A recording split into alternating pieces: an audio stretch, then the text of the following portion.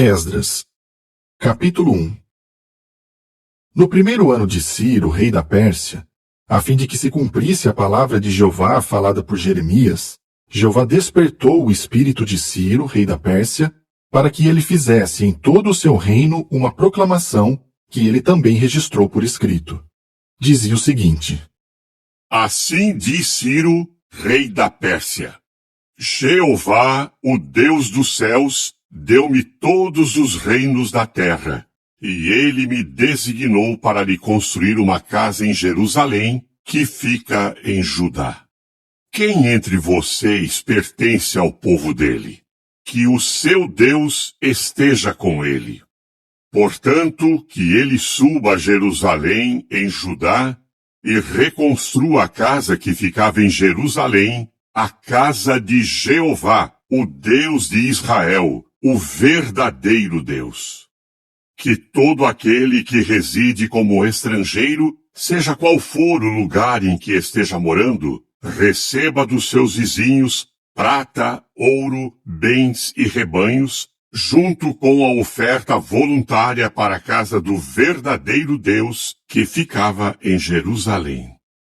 Então os cabeças das casas paternas de Judá e de Benjamim, bem como os sacerdotes e os levitas, todos aqueles cujo espírito tinha sido despertado pelo verdadeiro Deus, se prepararam para ir e reconstruir a casa de Jeová, que ficava em Jerusalém.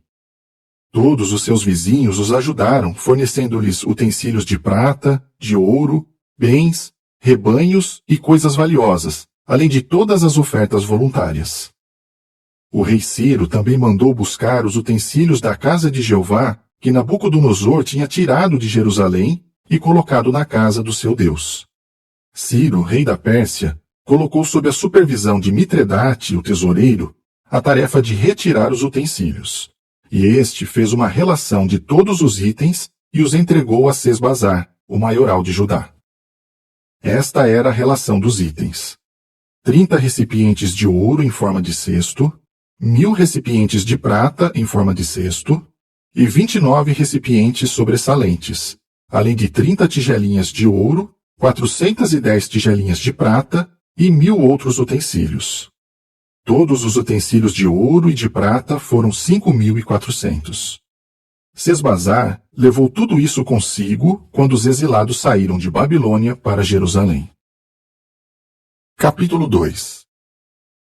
E estes foram os homens da província que saíram do cativeiro, dentre os exilados que Nabucodonosor, rei de Babilônia, tinha levado para o exílio em Babilônia. Eles voltaram para Jerusalém e para Judá, cada um para a sua própria cidade. Vieram com Zorobabel, Jesua, Neemias, Seraías, Reelaías, Mordecai, Bilsã, Mispar, Bigvai, Reum e Baaná. O número dos homens israelitas incluía os filhos de Parós, 2.172. Os filhos de Cefatias, 372. Os filhos de Ará, 775. Os filhos de Paate-Moabe, dos filhos de Jesua e de Joabe, 2.812. Os filhos de Elão, 1.254. Os filhos de Zatu, 945. Os filhos de Zacai, 760. Os filhos de Bani, 642. Os filhos de Bebai, 623. Os filhos de Asgade, 1.222. Os filhos de Adonicão, 666. Os filhos de Bigvai, 2.056. Os filhos de Adim, 454. Os filhos de Ater, da casa de Ezequias, 98. Os filhos de Bezai, 323.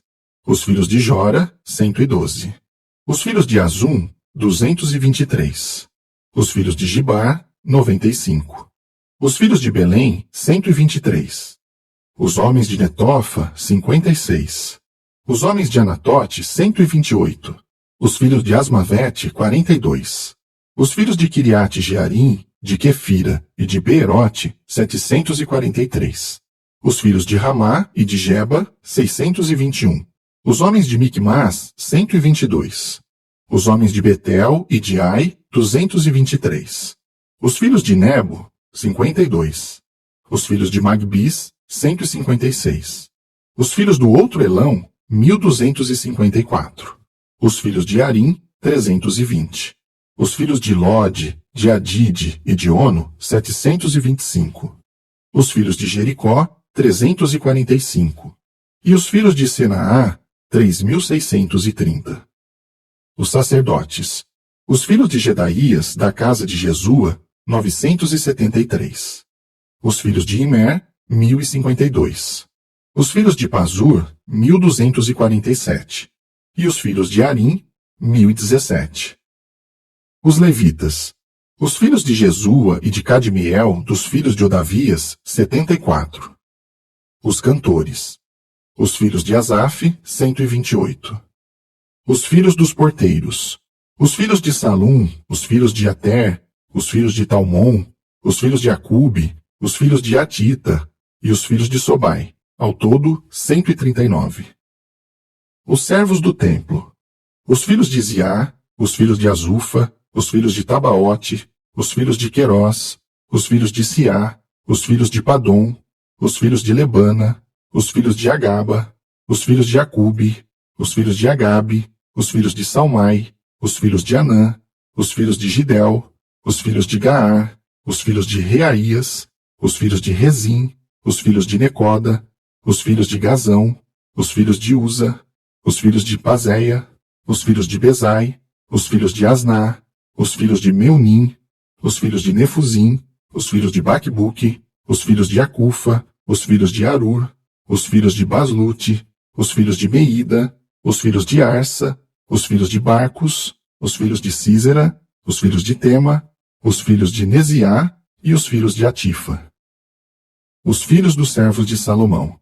Os filhos de Sotai, os filhos de Soferete, os filhos de Peruda, os filhos de Jaala, os filhos de Darcon, os filhos de Gidel, os filhos de Cefatias, os filhos de Atil, os filhos de Poquerete-Azebaim e os filhos de Ami. Todos os servos do templo e os filhos dos servos de Salomão foram 392.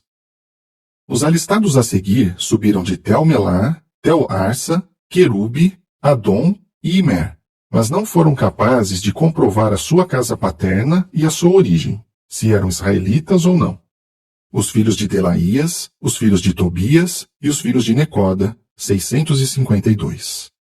E dentre os filhos dos sacerdotes, os filhos de Abaías, os filhos de Acós e os filhos de Barzilai, que tomou uma esposa dentre as filhas de Barzilai, o gileadita, e adotou o nome dessa família. Todos esses procuraram os seus registros para confirmar a sua genealogia, mas não os acharam. Assim, foram desqualificados para o sacerdócio. O governador lhes disse que não poderiam comer das coisas santíssimas até que houvesse um sacerdote para consultar o Urim e o Tumim. A congregação inteira somava 42.360, sem contar os seus escravos e as suas escravas, que eram 7.337. E havia também 200 cantores e cantoras. Seus cavalos eram 736, suas mulas 245, seus camelos 435 e seus jumentos 6.720.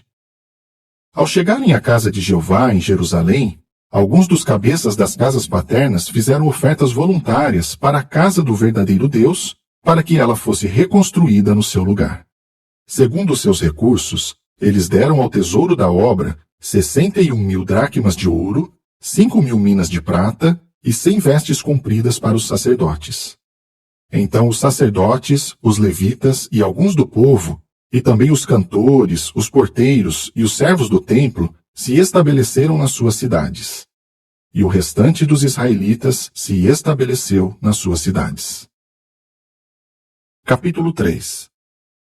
Quando chegou o 7º mês e os israelitas já estavam nas suas cidades, eles se reuniram de comum acordo em Jerusalém. Jesua, filho de Jeozadaque, e seus companheiros de sacerdócio, bem como Zorobabel, filho de Sealtiel e seus irmãos, começaram a construir o altar do Deus de Israel para que pudessem oferecer nele sacrifícios queimados, conforme está escrito na lei de Moisés, o homem do verdadeiro Deus. Embora estivessem com medo dos povos das terras ao redor, eles construíram o altar no seu lugar original, e começaram a oferecer nele sacrifícios queimados a Jeová, os sacrifícios queimados da manhã e do anoitecer.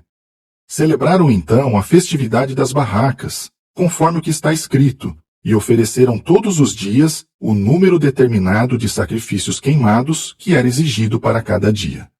Depois ofereceram as ofertas queimadas regulares e as ofertas das luas novas e de todas as festividades sagradas de Jeová, bem como as trazidas por todos os que espontaneamente faziam ofertas voluntárias a Jeová. A partir do primeiro dia do 7º mês, começaram a oferecer sacrifícios queimados a Jeová, embora o alicerce do templo de Jeová ainda não tivesse sido lançado. Eles deram dinheiro aos cortadores de pedras e aos artesãos, e comida, bebida e azeite aos sidônios e aos tírios, por terem trazido madeiras de cedro por mar, do Líbano até Jope, de acordo com a autorização que haviam recebido de Ciro, rei da Pérsia.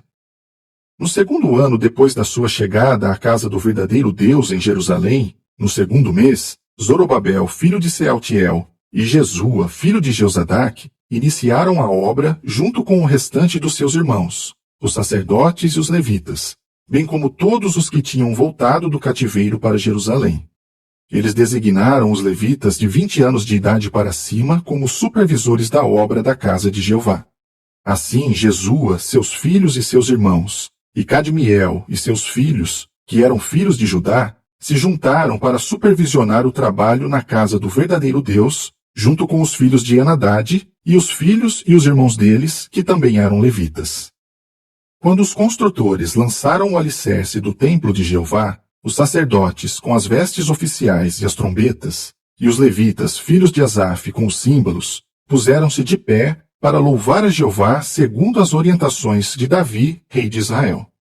E começaram a louvar e agradecer a Jeová, cantando alternadamente o refrão: pois ele é bom, o seu amor leal por Israel dura para sempre. Então todo o povo gritou bem alto em louvor a Jeová, porque o alicerce da casa de Jeová havia sido lançado.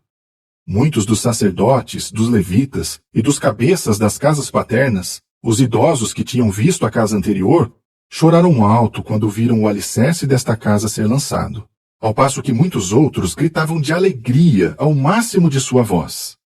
Assim, ninguém conseguia distinguir o som dos gritos de alegria do som do choro, e o povo gritava tão alto que o som deles era ouvido a grande distância.